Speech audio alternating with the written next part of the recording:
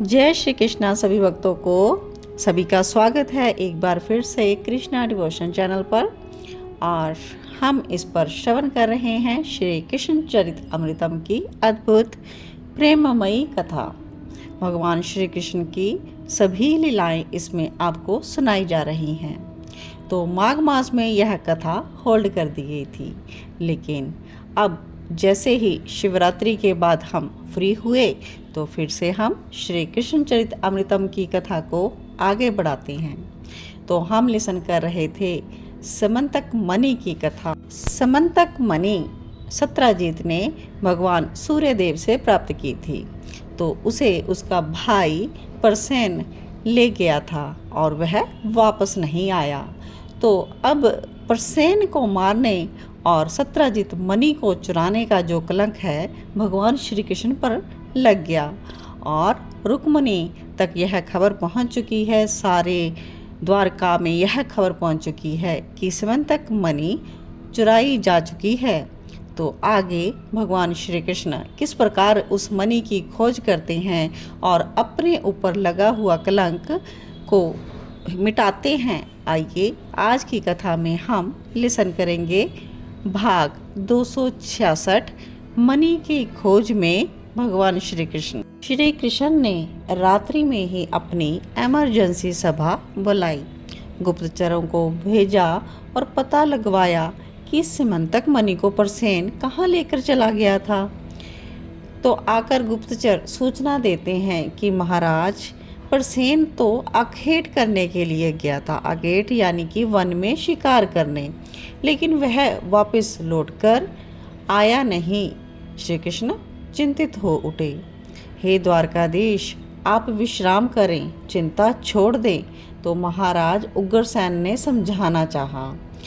तो कहते हैं श्री कृष्ण, नहीं महाराज, बात केवल मेरी होती तो कोई नहीं, किंतु मैं जुड़ा हुआ हूँ द्वारिका के राजकीय व्यवस्था से।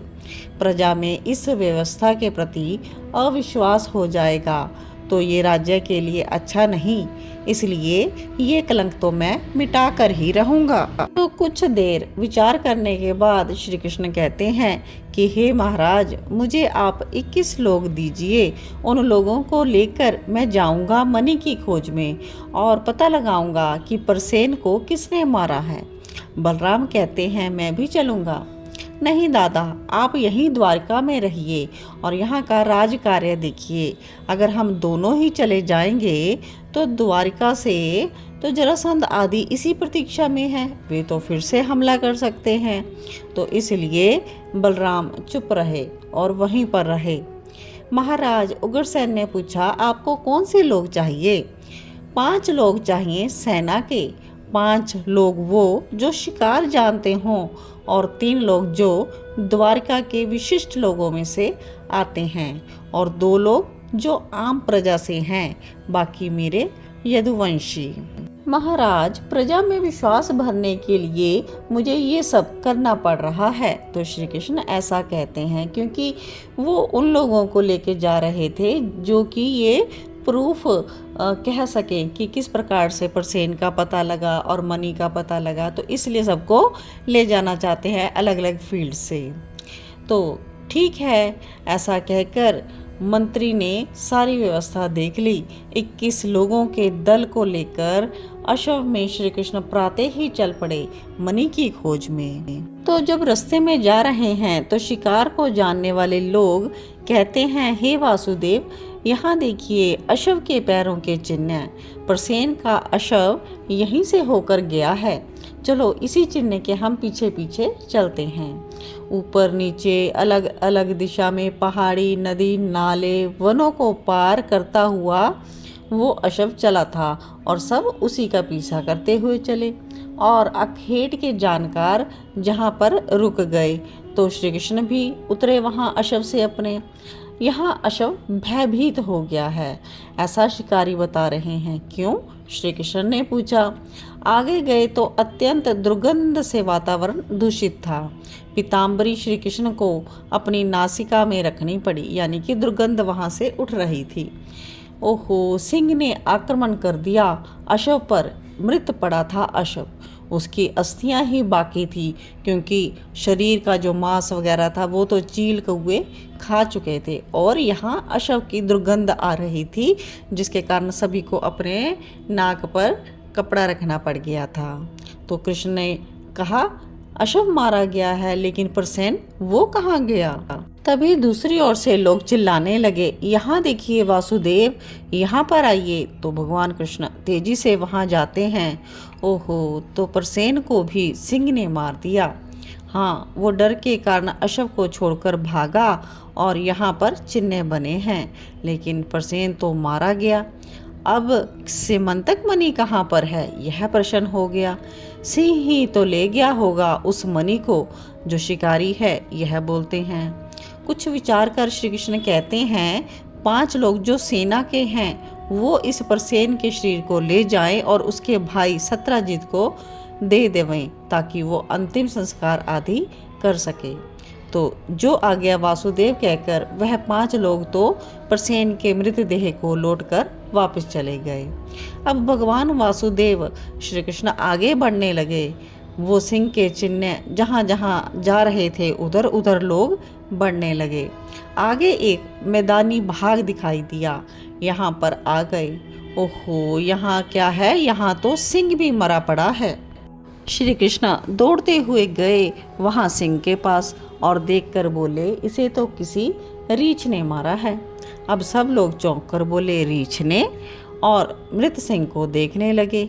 हाँ, इधर देखो, रीछ के पैरों के चिन्ह श्री कृष्ण ने सबको दिखाए, किंतु ये रीछ इस युग का लगता ही नहीं। श्री कृष्ण ने कहा कि क्या आप लोग ऐसे रीछ को जानते हैं जिसके पैर इतने बड़े हों?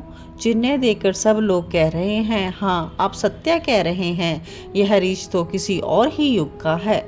और श्री कृष्ण मुस्कुराकर कहने लगे, ये तो त्रेता युग का है, और चारों ओर अपनी दृष्टि घुमाने लगे। श्री कृष्ण जब इधर उधर देख रहे थे तो कहते हैं, नहीं नहीं, सतयुग नहीं, ये तो सतयुग का जन्मा हुआ रीछ है। और फिर बोले, प्रसेन से सिंह ने मणि छीनी और सिंह को मारकर रीछ मणि ले गया। पर वो रीछ कहाँ गया? अब तो रीछ की वह खोज करने लगे।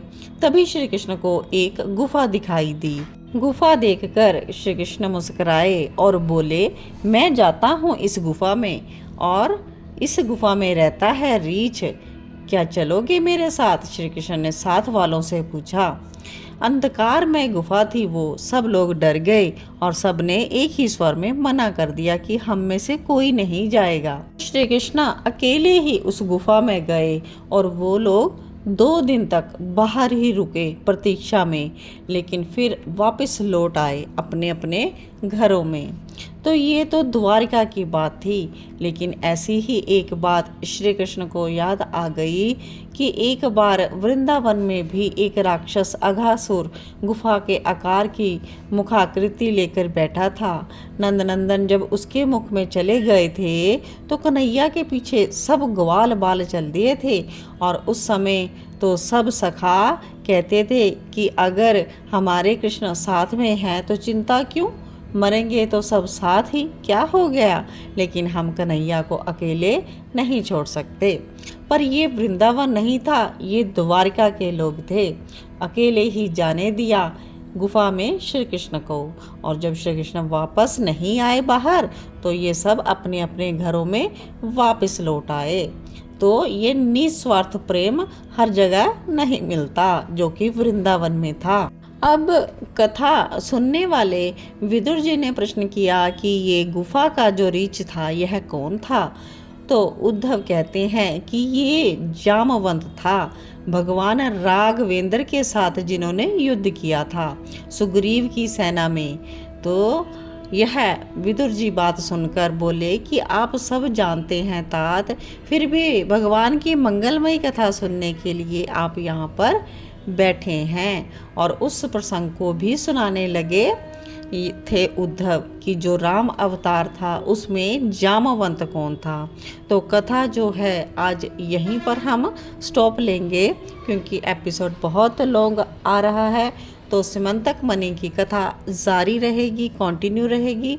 और जामवंत के बारे में भी हम जानेंगे नेक्स्ट एपिसोड में।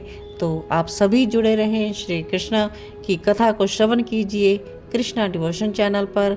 आप सभी भक्तों को जय जय श्री राधे श्याम।